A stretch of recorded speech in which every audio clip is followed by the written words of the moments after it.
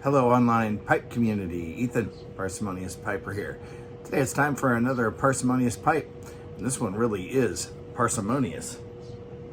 It is a Briarlee Dublin. Nice shape. It's going to be hard for you to see any detail on this, but we'll get into that in a sec. In it, I have this week's blend of the week, which is Condor Original, the green, ready rubbed. To my knowledge, my first time to try this was just yesterday, or maybe Wednesday. Hold on. I've lost a day. Yesterday was Wednesday. So yeah, it was yesterday. No, we're not going to edit that out. I'm just losing my marbles. Anyway, Briarlee, little Illustrious stamped Dublin. Let's take a closer look. This one came in really good condition. Did not deserve or merit before and after pictures except for one that we'll see here in a second.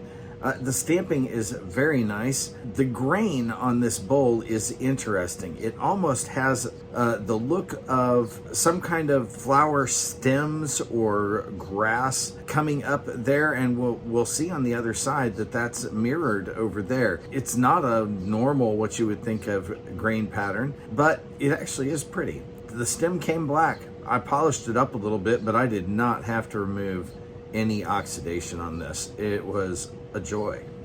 Here's the only before and after pic, just so that you can see the rim did have some lava on it, but that cleaned up rather nicely.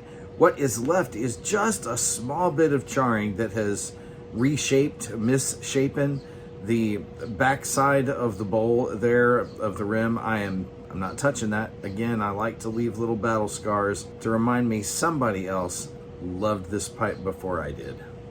Here we have that backside, and you can see again just this kind of interesting pattern coming from the bottom of the bowl up that looks like, I don't know, tulip stem and leaves or something heading up into flowers. It's kind of interesting. A couple of those bird's eye swirls look like little skulls or something, kind of creepy, but I like it. It's pretty. You can see here the Illustrious stamping. Briarlee had a couple of, besides their standard grade, they had a couple of additional grades that they had, Invincible and Illustrious. I'm not sure which one was supposed to be a higher grade or if either one of them was, and if it was all just a marketing gimmick.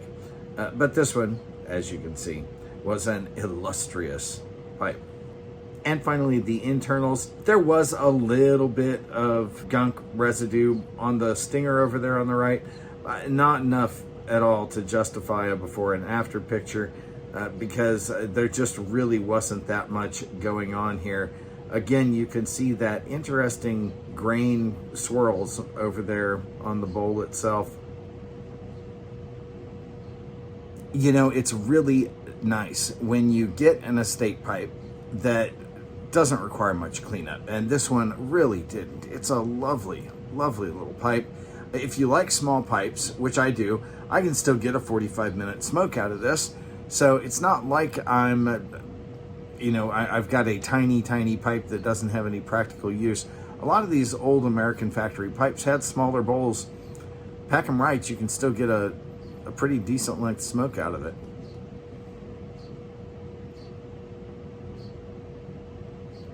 And they're elegant and make nice clinchers. So if you have smaller hands and don't have to worry about it looking like a thimble in your fingers, give some of these old factory pipes a try.